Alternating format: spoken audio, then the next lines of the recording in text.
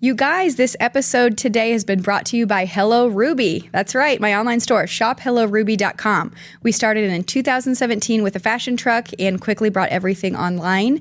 You can use code POD15 for 15% off today with your order, and there's no limit, so you can use it every time you shop. Again, use code POD15 at shophelloruby.com. Give us a follow on Instagram, TikTok. Thank you.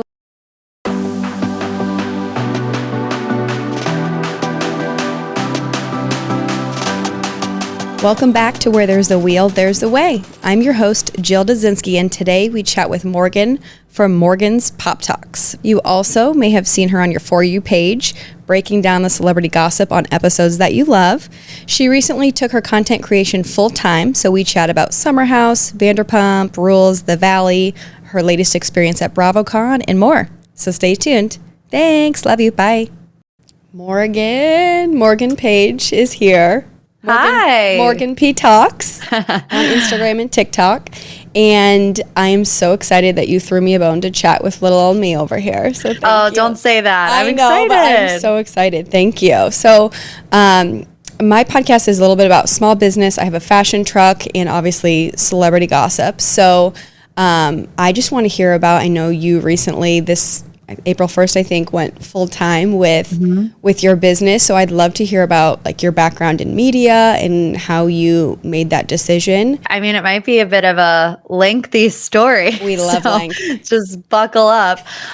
So yeah, I graduated with a broadcast journalism degree, and I didn't really know exactly what I wanted to do. You know, I always thought that I wanted to be in TV news until I got to, my senior year. We had to do our capstone class, and I was pretty much working at a news station and doing the job, as a class, and I hated it. So I was like, oh no, what am I going to do? I have no idea. So long story short, I ended up on a whim just doing a internship at a radio station because I needed one to graduate. I had no interest in radio really, but that kind of opened up a door that I wasn't necessarily looking for into that broadcasting career. So I worked on a morning show for 6 years here in Cleveland, and I was at that station for 9 years. So I did every shift under the book, 7 to midnight to 3 a.m., middays, and then eventually landed on the morning show. And I did that for 6 years. My job on the morning show was to do the pop culture report and, share stories about my life. And so during the pandemic, I was broadcasting from home, and I was we all were super isolated, right? But my fiance at the time, now husband, was in London. And so we couldn't see each other. We saw each other for 10 days in a year and a half. And so I was just looking for ways to fill time, as most of us were. I was living alone. And that's when I really got into all of the Bravo shows deep. I had watched Vanderpump Rules since the beginning, and some Housewives, but I didn't realize the internet world that the Bravo, fandom kind of created. So out of boredom, I just started posting on TikTok. And honestly, I always say like the snowball was at the top of the hill, and once it started rolling, it just never stopped. I didn't look at it as a business opportunity. I looked at it was a hobby for a very long time. And then it wasn't until, I would say the past year and a half that I feel like, I finally got my brand to a place where I can start really monetizing off of it and see where it goes. So the decision to leave my job was still super hard. I mean, being at one job for 6 years, not really having any issue, it's not like I hated my boss or me and my co-hosts didn't get along. Everything was good. I think I just had this internal feeling of, I could stay in this job and I could be content because I'm good at it. I have experience. I finally have worked my way up the ladder. Or I could, follow the whisper in my heart and in my gut and try to start my own business and see where it led. It's still super scary. I don't have everything figured out, with different income streams, and, having your own business means you have to do your own insurance. And there's a lot of stuff, that you don't it looks really glamorous on social media to take the leap and to be your own boss. I don't regret the decision whatsoever. Obviously, there are just still some kinks that are getting worked out, but I'm super happy that the road has led me to this moment in my career, and I'm ready to just give it 110%. Yes. Oh my gosh, that's so amazing. So how long had you been thinking about, okay, maybe I do want to do this full time before actually deciding and going with it? I would say probably about a year. Working in radio, you're on a contract. So I had signed a 2-year contract. And that's when I was starting to get some business deals here and there, some brand deals. And I just never, looked at it as a full-time opportunity until I really started to sit and look at the revenue streams, right? Because you can't just have one, especially if you're an online creator. Like, we've heard about the TikTok ban, and I know a lot of people only put their eggs in the TikTok basket. And if that goes away, what happens?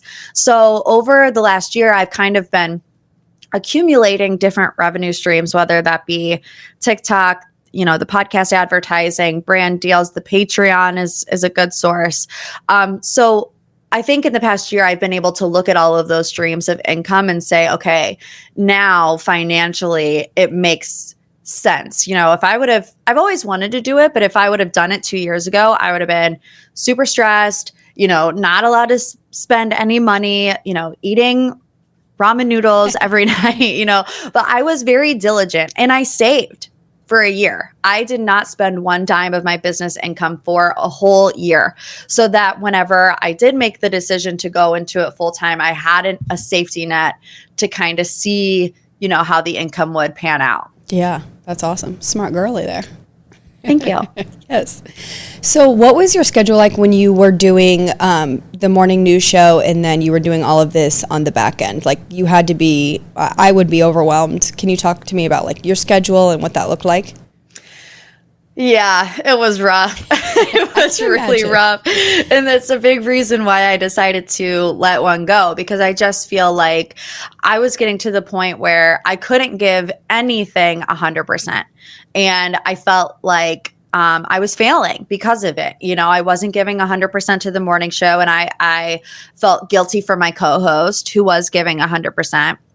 I wasn't giving 100% to my personal business because I was super tired, and I feel like I'm missing out on opportunities to, do things, to grow, to be really connected with my audience because I'm so tired. But I would wake up at 4:30. The morning show started at 6, and we were live from 6 to 10. And then we'd have meetings on some days. So I would say normally by 11 o'clock, I would be done. I would come home, I would eat, I would take a nap. And then my second half of the day would be all content. So it was like 4:30 to 11 was my first little block of work for the day. And then I would say 12:30 to 4 was like my second. The one saving grace of it is that, my full-time job was only 5.5, 6 hours. It wasn't like a full 8-hour day. And because it was so early in the morning, it allowed me to use the rest of my day to work on my business. So if I would have had a typical 9 to 5, it would have been a lot harder. Yeah. So what time were you going to bed? I would try. It was so hard. Like, I would tell myself I'm going to sleep at 9 o'clock, but it's really hard to go to sleep at 9 o'clock, especially when, the other half of your business is up watching Summer House and Vanderpump Rules, and you want to still be connected to everything. But I would try to be in bed by 8:30, asleep by 9:30. It never worked out that way, but I would try. Good. So when you were doing that, what was what are your favorite shows pre doing this full time? Because I'm curious if it's changed from I like to report on that, but I don't like to report on that, but that's my favorite show. Or yeah. So I got introduced to the Bravo world through Vanderpump Rules. I've been watching it from the beginning. Yeah, Vanderpump Rules is still my favorite. It's hard for me to pick a favorite because I know that there are ebbs and flows to every show. I will say I resonate more with not so much the housewives, but the summer houses, the Southern Charm. I think because they're my age, I'm 31. Like I said, I watched Vanderpump Rules from the beginning. So when I was in college, they were dumping drinks on each other's head in Mexico. So I just feel like I resonated the most with them. But as far as Housewives, like I love Beverly Hills. It's harder for me to report on Housewives because there's so many of them and it's so hard to keep up, especially like in the news cycle of it. Anytime there's like a story with one housewife, there's a story with 8 housewives. So I feel like that's the hardest to report on. But I still love them nonetheless. Yeah. So is there one that you like, do you watch all of them or do you only watch some? I watch all of them. Oh my gosh. I know. So I don't even watch Bachelor because I'm like, I'm already have too much to watch. And I know you report on Bachelor. Yes. And then I also wanted to ask specifically, like, so I know you added more, you talk about revenue streams, like your Patreons and stuff. Can you walk through like your Patreons? Like you have a Survivor one. Mm-hmm. How does that work? Yeah. So before going full time as a independent content creator, I only had 2 tiers. Bravo and Bachelor, because like you said, I couldn't keep up with Bachelor in real time because it's, 2 hours a week, or during Paradise, 4 hours a week, or a finale that's 3 hours a week. So I still wanted to tap into that audience, but I couldn't do it in real time. So that's why I opened up that Patreon tier to kind of give me just a couple more days to do episode recaps and news and all that stuff. But when I went full time, I really looked at the Patreon and how I could expand it. I have a lot more free time on my hands, and how can I differentiate, because I can't fit everything into my weekly podcast episode either. And so I looked at it and I said, what are people DMing me about? What do people care about? And so I broke it up. The only day that I don't do my Patreon is Monday. So Tuesdays is Bachelor. Wednesdays is like celebrities. So Taylor Swift, Travis Kelce, Justin Bieber, that kind of stuff, not reality TV related. Thursdays is Survivor, because I'm also a big Survivor girly. And then Friday is Bravo. And then I have a Love You Like a Sis tier. That's kind of my catchphrase on my podcast, where you get all of them for the price of 2. So it's like I wanted to strategically price it, because if you're interested in Bravo, chances are you're a little interested in Bachelor. And if you're going to sign up for 2 tiers, you might as well get the big tier and have them all. So honestly, going from that 2-tier system to the 5-tier system, I've doubled my Patreon income in the first month. Wow, awesome. So more options I have found are better. Obviously, you have to tailor it to your niche and your time availability. But yeah, that's a lesson that I've learned for sure since going full time. So fun.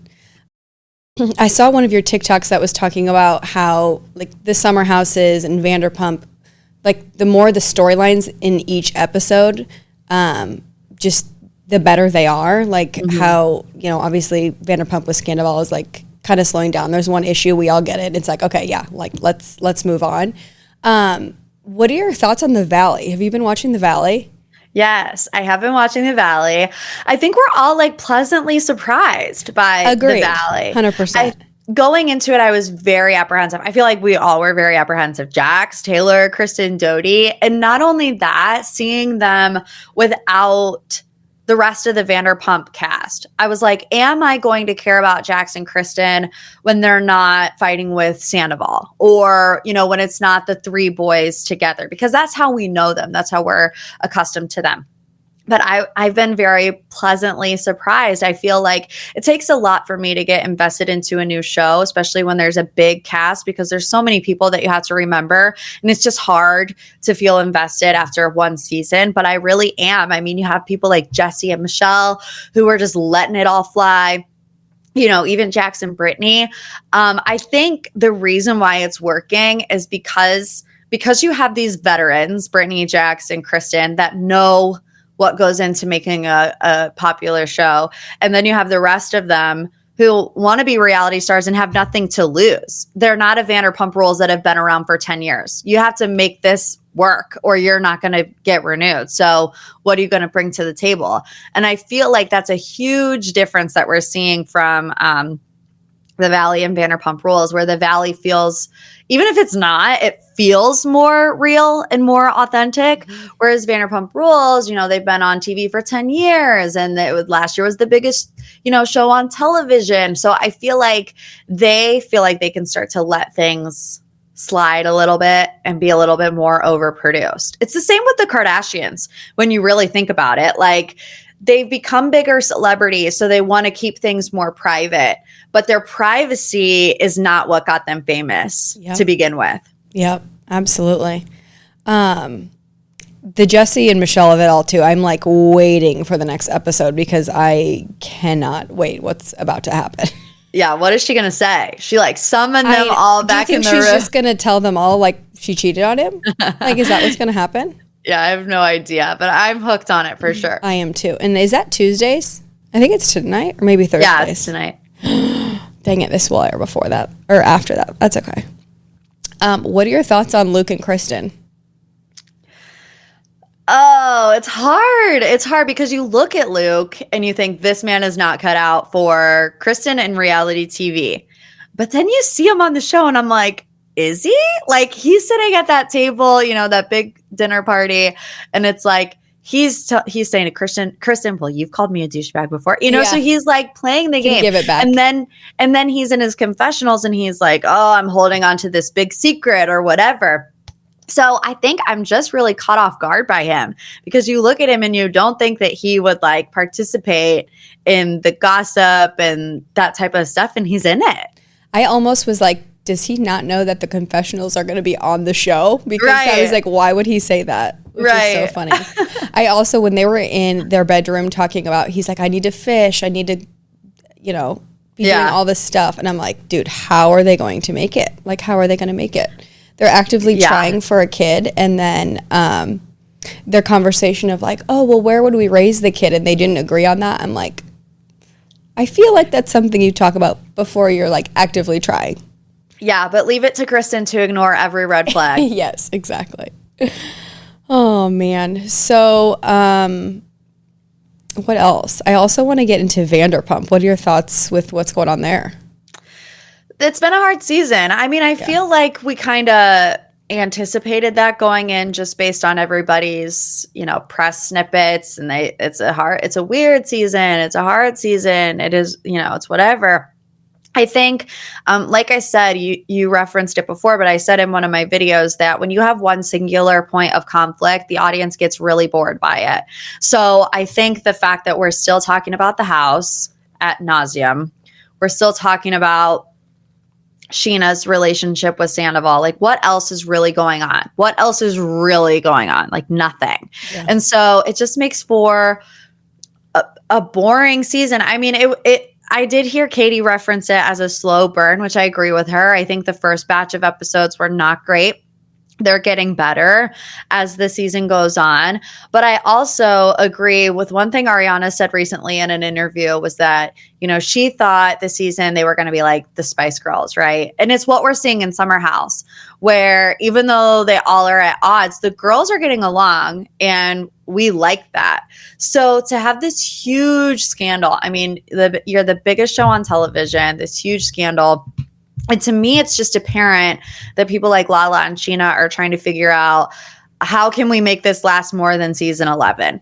We have to get Tom back into the group because if not, where is our show going to go? As opposed to how I think they would really act if they weren't on a TV show. And that is, oh, we're rallying behind our girl. This guy, he sucks. Ew, scum of the earth, whatever. You have to think they're supposedly friends in real life. I mean, Sheena and Ariana were best friends. How would you react if your best friend got cheated on in that manner? You would burn the place down. 100%. And we're not seeing it. So I just feel like they missed the mark. Yep. By not being authentic. And then Ariana's getting so upset and everyone's like, oh, why? It's like, well, yeah, your ex who cheated on you is next to you.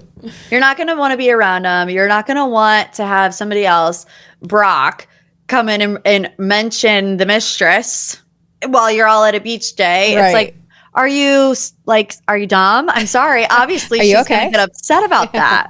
Anybody would. Yep, exactly. Hopefully they have all their house stuff figured out. I'm like, how can she sit in that house? Like, I do not understand. I'm very curious what's going to happen with she finally accepting the offer, and then he's like, oh, wait, can I even afford it? Probably not. It's one thing to like be in the house with your ex and have an assistant that has to coordinate when you can walk down the stairs. Right. But also that house is a disaster. Like, for many reasons, I could not live in that house, and not just because it would be, an ex in the room next door. Like the clutter and, everything on the table. I'm like, how are you living like that? It's giving hoarder. Yes. Oh, 100%. Like ADHD, which sometimes my house is like that. So. Oh, I'm sorry. I hope I didn't offend you. No. I'll come over and I'll be your Sheena and I'll help you clean. That would be great. I'd appreciate that. Oh, man. So do you find it, because you're still in Cleveland, right? Mm-hmm. Okay. And were you born and raised there? Yes. Oh, okay. Awesome. I was like trying to, Google some stuff about you. I'm like, I can't find a lot about where you were born and raised. But is that where you will be at? Like for this? Yeah, I think so. I married a South African. Yes. So all of his family is in South Africa. And, when talking about where we were going to live, it just didn't make sense for both of us to be away from our family, especially when we're going to be making trips to see his family quite frequently. It's like, you don't want to have to alternate every other year. Like, okay, we're going to spend Christmas in Ohio and then go to South Africa next year. It's just much easier to be close to one of our families. And we knew that we didn't want to be in South Africa long term. Yeah. So what is the flight like to get there? It's rough. It's like 24 hours. Is it? Oh, wow. Yeah. So Cleveland, there's like obviously no direct flights from Cleveland to South Africa. So our typical flight pattern is Cleveland to Atlanta, which is about 2.5 hours, Atlanta to Johannesburg, which is about 15 hours, Ooh. And then Johannesburg to Durban, which is like an hour and a half. Oh, wow. Yeah, it's fun. That's fun. You need to vlog that. I'd be watching that. That's so interesting. It's fun, yeah. Wow. So then how frequently do you go there? We try to go once a year. Okay. Yeah. So I saw your pinned Instagram about how you guys met and then he went away and then came back. That's such a fun story. You want to tell us anything fun about your hubby? Oh, I mean, our story could be like a Lifetime movie. It should be. 100% convinced of it because we met really young in West Virginia. I did live in West Virginia for 8 years. I moved in high school and then went to college there. And while I was in college, my family moved back to Cleveland. So that's how I ended up back here. But he also came over on an athletic scholarship. So we both kind of bonded over being fish out of water in this, newer place that we didn't, I didn't have a ton of friends. It's just not your home. There's just that feeling that this place is not my home. I did have friends, but, it wasn't the same. But we kind of just bonded over that. But we only knew each other for 3 months when we met the first time because I had just turned 18. I was getting ready to go to college. And he had already decided that after that semester ended, he was going to go back to South Africa. He wasn't going to stay in the States. So we met and we hit it off like instantly. We were just best friends. And we were really young, though, so we didn't use the love terminology. Like I was 18, he had just turned 21. But we did tell each other we loved each other right before he went back to South Africa. But we didn't see each other for 7 years. We kind of would pop in and out of each other's lives here and there, depending on if we were single or not. Yeah. When we were in other relationships, we weren't allowed to talk to each other, but we remained friends. And he ended up moving to London at some time between then and just asked, can I come see you and your family for Christmas? My family also really loved David. When we met in West Virginia, my mom would cook dinner for him and his roommates. Aww, that's so cute. So we were like, yeah, of course. And everybody was like, oh, girl, you're going to fall back in love. And I was just like, whatever. I was like, I'm 25 now. I was 18. I'm so much wiser now. But literally, it's I remember clear as day. He's coming down the escalator at the airport and we see each other and I was just like, oh God, here we go. I have goosebumps. It was so weird. It was literally no time at all had passed. Nothing had changed. And so he came for 2 weeks and, we fell back in love pretty instantly. And we were contemplating, like, what do we do? Like, can I do a cross-continental long-distance relationship? You know, I had other long-distance relationships. They didn't work out well at all. And it was like 3 hours. So I was really like put off by it. But the day that he was leaving, actually, we had breakfast with my mom and dad. And it was actually my dad who kind of convinced us. He was like, you know, Morgan, we've never seen you like this before. It's very apparent that you guys care deeply about each other. And if you ever wait for life to be perfect to do something, you'll be waiting for the rest of your life. And I think that is kind of a lesson that I've used for a lot of things in my life, that if you sit around and wait for everything to be perfect, you're going to miss out. And so that just got the wheels turning. We were driving to the airport, silent the entire time. I mean, we did not make a peep. We were both just, the wheels were turning in our head. And this is the scene out of a movie. We get to the security check-in. We're like saying goodbye or whatever. And he's like, so what do you think? Like, should we try? And I was like, well, I mean, if we don't try, we'll never know. If we try and it doesn't work out, then we tried and it didn't work out. But if we never give it a shot, we'll always wonder. So literally, he asked me to be his girlfriend. We hugged, and then he boarded his plane. Like literally within the span of 3 minutes. So it was hard. I mean, don't get me wrong. Not only are you in this long distance relationship, there's a time difference that you have to factor in. We both have full-time jobs. You know, we don't see each other that often. But it also, this sounds so corny, and I can't think of another way to say it, but it helped foster like a lot of dreams coming true for me. Like, I've always wanted to travel the world. Had I not been traveling so frequently to London, you know, we went to Paris, we went to Barcelona, we've gone to South Africa, all of these things. If I had never dated him, I would not have done that. I would not have seen Greece, you know, all these places that I wanted to go to. So, you know, you can look at pros and cons. Obviously, the pandemic was extremely difficult. We weren't able to see each other at all.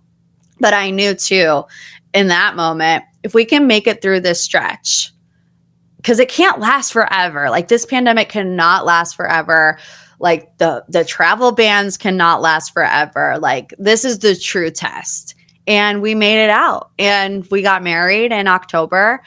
Small ceremony because we had like a 90-day fiance situation. So we're having a big wedding this summer, and it's been really good. That is so exciting.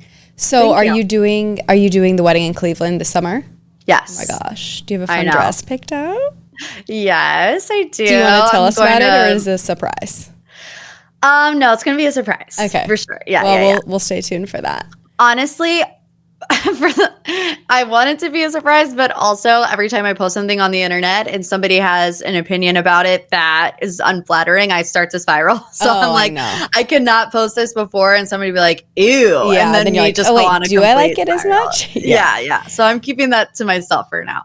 So how do you deal with the negative comments? Like, are you somebody who reads them, doesn't read them, just like puts it out of your mind? I feel like that would be, I mean, it's so funny because we say, oh, for celebrities, oh, you signed up for that. But like, at the end of the day, like, we're human, and it's terrible to read things like that about yourself. So what are your, like, how do you deal with that? I do really try to stay out of the comments. It's not like incredibly difficult to not actively pay attention to them, but sometimes you do. Like, sometimes you do see something, or it happens. I do get upset about it, but I normally give myself a 24-hour period.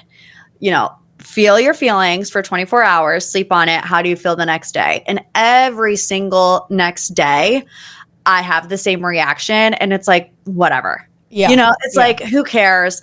I don't even know who that person is. That person doesn't know me. Just because, and it's like, I feel like, you know, my audience to some extent knows me because I'm posting a lot, but they don't know all of me. Mm-hmm. And you can't know all of me by this 90-second video that I post. So I just try to keep that in the back of my mind that, like, Morgan, these people don't know you. They don't know your heart. If they did, they might have a different stance. But also, if you're the type of person to go on a stranger's page and leave a nasty comment, that says way more about you than it does about me. Absolutely. And you just have to remind yourself of that. Yes.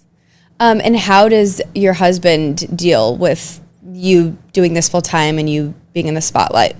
He loves it. He eats it up. And the people love his BravoCon voiceover. He is so supportive. So I'm obsessed with him. He my other boyfriends in the past would be like, what? I'm not going to BravoCon. David was there. He was filming me. He was in all the pictures. He was like fangirling out. So I really hit the jackpot.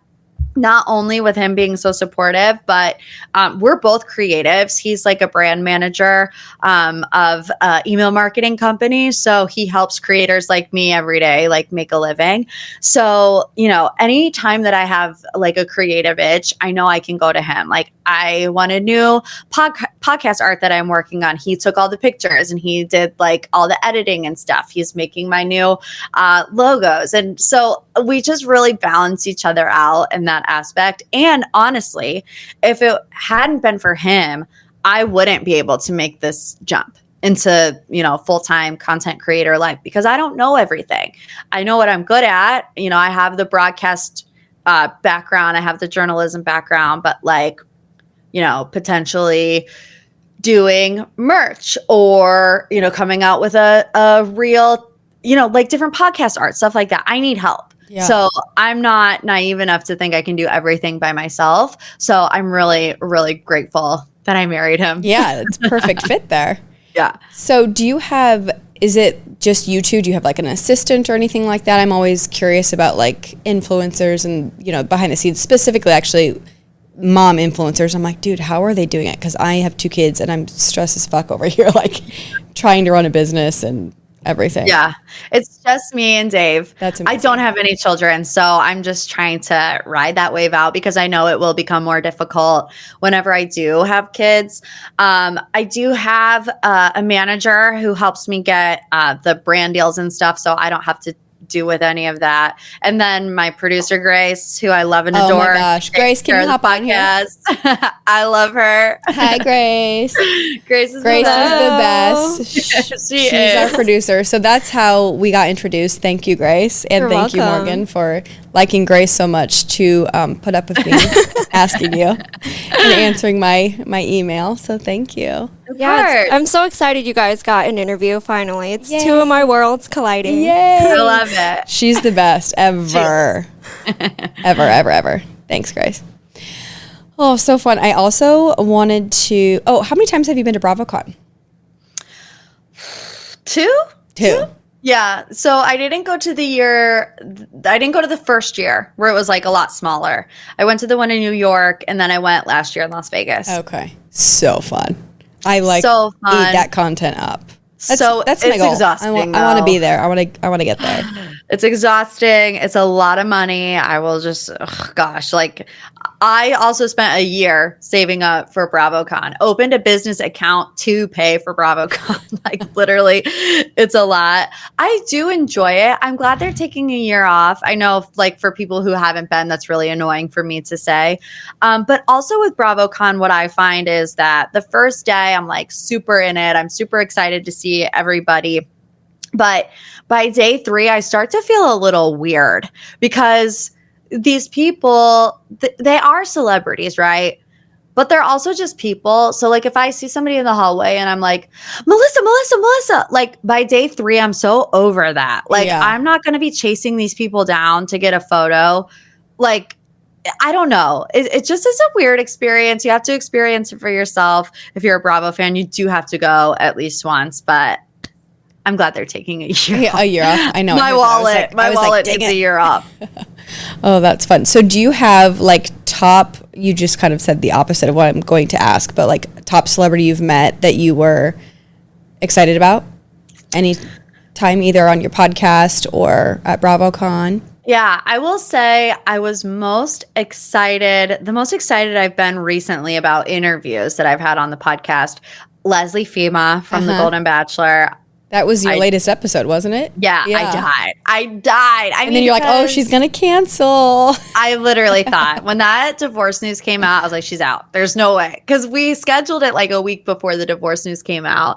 And I just couldn't imagine like having to answer questions if I were her. I would be very anxious about that. But she didn't. And she's the best. And it's hard because when you're an independent creator, you have to jump through a lot more hoops. You know, I'm not an Alex Cooper or Nick Viall, and I don't have the execs in my back pocket where, you know, you're going to want to give your A+ talent these interviews. So typically with the Bachelor franchise, they have to wait a year until they can do podcasts that aren't approved by ABC. So I was like, I'm not going to get Leslie for at least a year. And it's like by that point, Bachelor Nation, not that they're not important anymore, but it's not as timely as it would have been.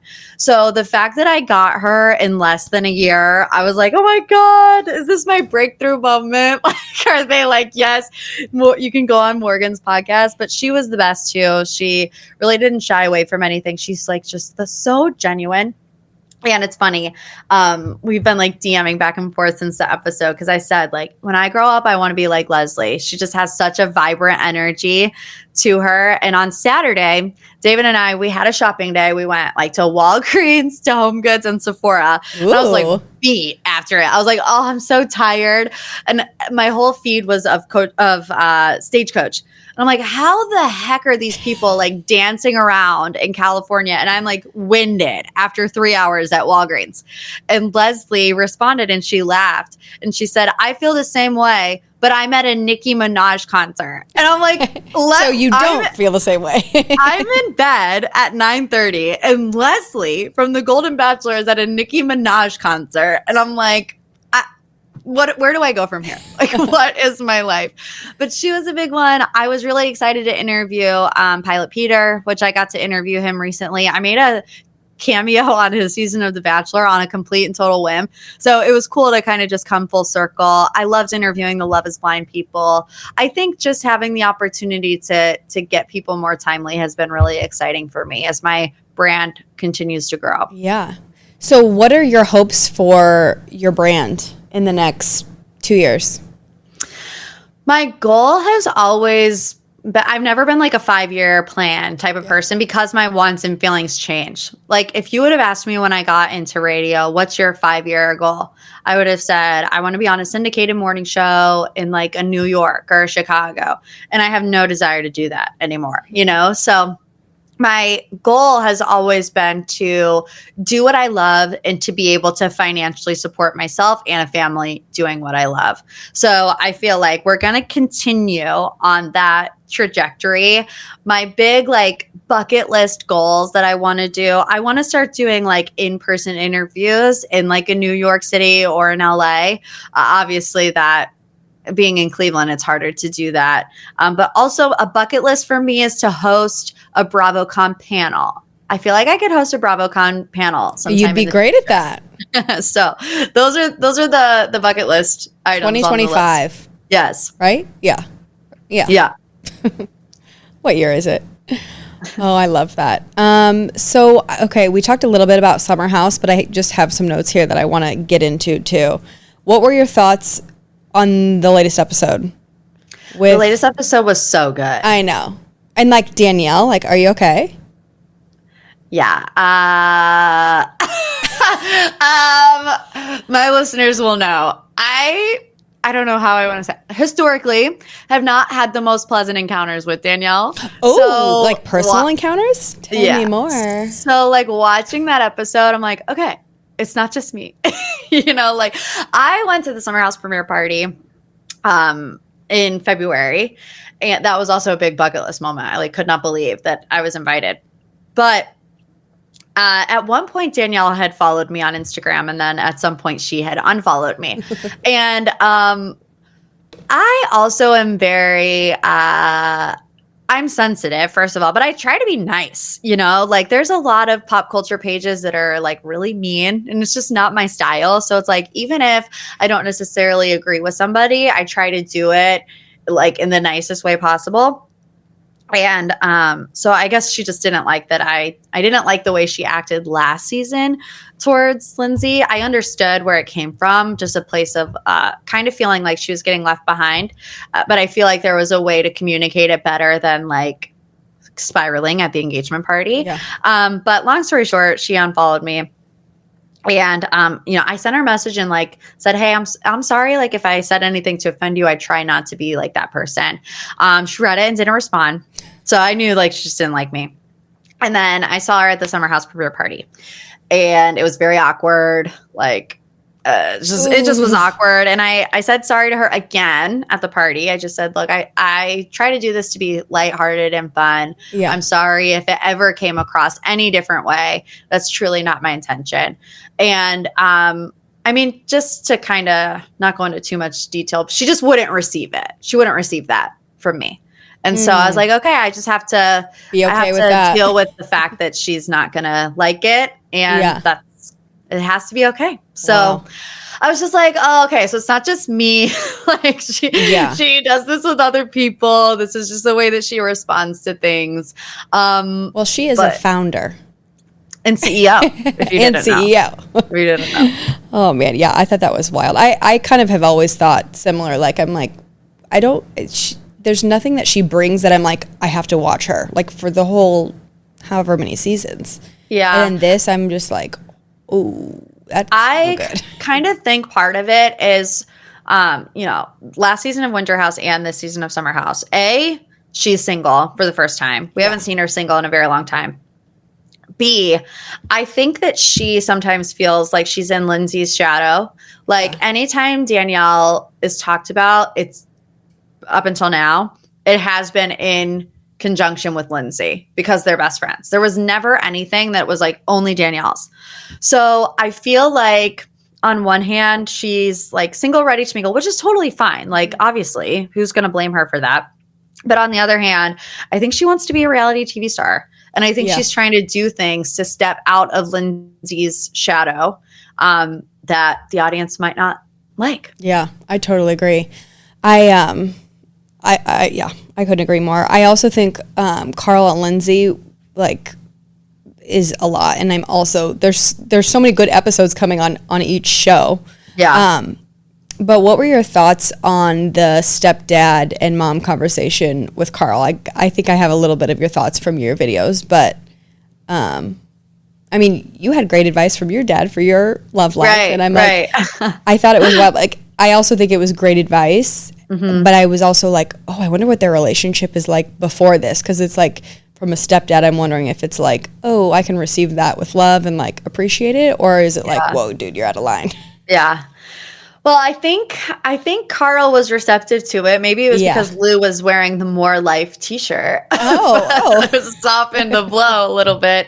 But I loved it and I hated it. I loved it because it's real. I mean, I know. Lou and Sharon, like, what do they have to lose? They're not reality TV stars. Like, it's their son, and he really is about to get married to somebody who might not be the best fit for him. So I feel like it was a genuine conversation on their end.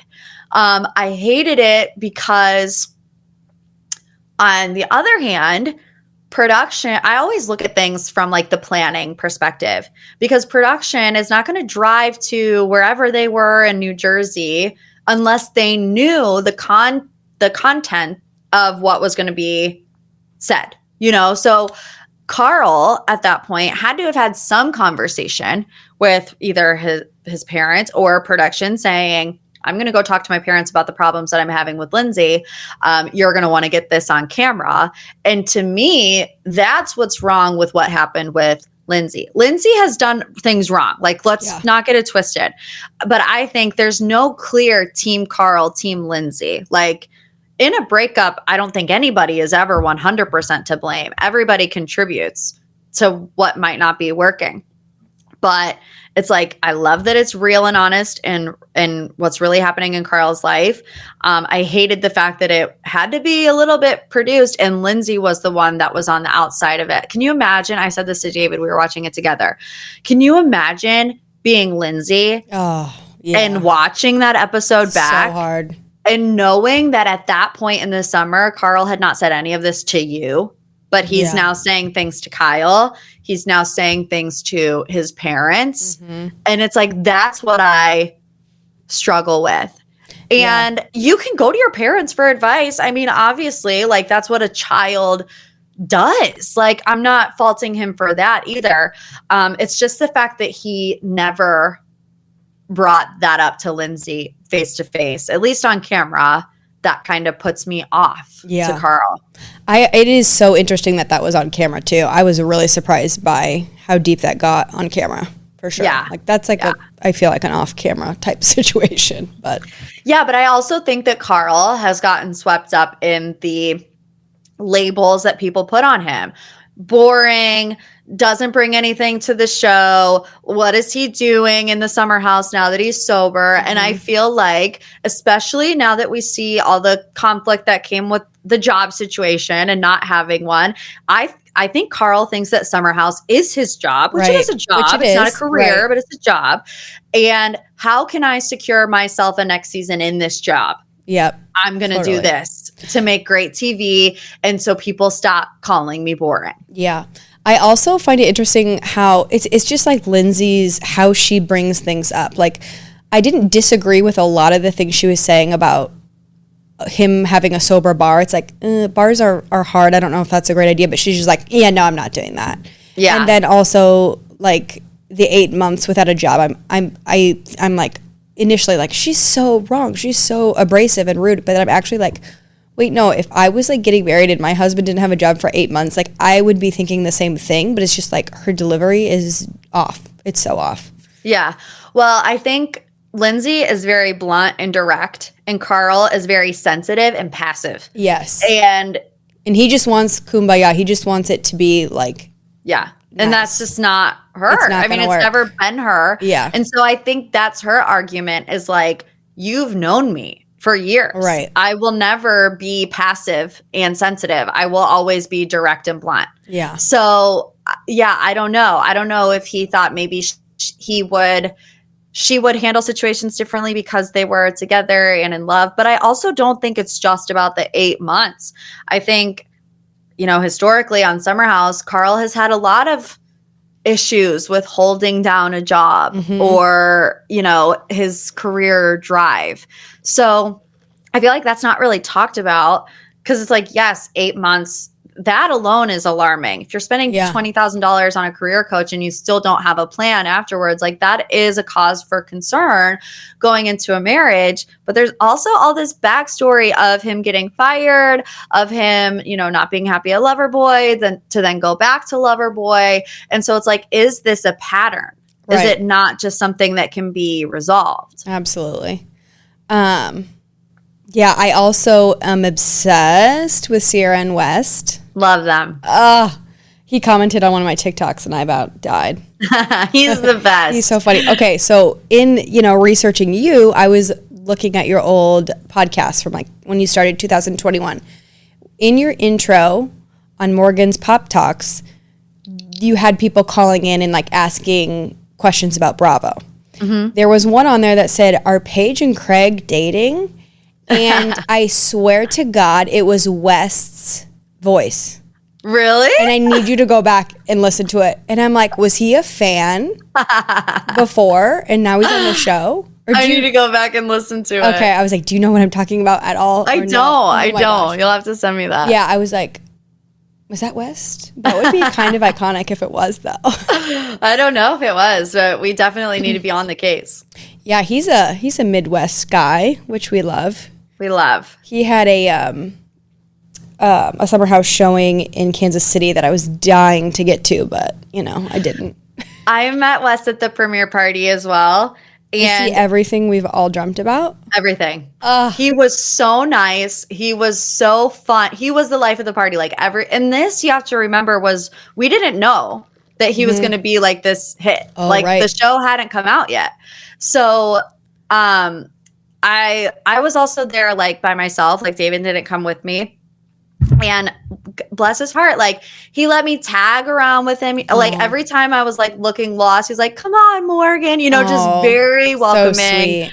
Very fun. Yeah, I love him. Bigger fan than I was, if possible. He's the best. Who else did you hang around with there? Tell us a scuttlebutt on that. I hung out with Lindsay and Gabby. They stayed together for most of the night. I did talk to Carl a little bit. I don't want to say like the closest because I'm not like close with them. But I would say I'm the friendliest with Carl and Lindsay because my husband is sober 5 years. And so we really connected. And like, I don't really drink that much, but I'm not 100% sober. So we found ourselves very similar to like Carl and Lindsay early days, right? Where like one person is on a sobriety journey, the other person is very supportive of that, and what have you. So, Carl and I and David like really connected over that. We tried the first non-alc lover boy at BravoCon. Carl brought it for David. Yeah, so that was really nice. Yeah, but yeah, I think also Lindsay is a lot nicer than people give her credit for in real life. She has been very sweet to me. And it might just be because I'm a content creator. I don't know. But there's like, I feel like it gets to a certain point where she doesn't make me say anything on her behalf, you know? And she's even said to me before, she's like, I don't expect you to like agree with everything I say. She's like, half the time I don't agree with what I say after I watch it back. So I feel like Lindsay, yes, some moments are rough, but I think she's a little bit misunderstood. Yeah, no, I totally get that. It's funny because I met Tom Sandoval when he was in Omaha at his concert. And now I'm like, wait, I'm like a big Tom Sandoval fan. Are you? That's he was just so nice and sweet. And like, of course he was because, you know, but it's just like, I don't know. It's like, it's just funny how okay, well, I met Tom Sandoval. I forgot about this until you just said that at BravoCon on accident. And he like wasn't that nice. Oh, really? Yeah. I don't want to say he wasn't nice. I think we were in an awkward situation. I didn't catch him in the best moment because David and I were actually recording a live podcast from BravoCon. And, you know, Katie and Malia, who are also on the Heard At Podcast Network, were coming in after David and I. And at that point, we didn't know that Katie and Malia's guests were Sandoval and Schwartz. Okay. So David and I are like wrapping up our podcast and we hear a knock on the door thinking it's Katie and Malia. And I'm like, come in. And it's Tom Sandoval.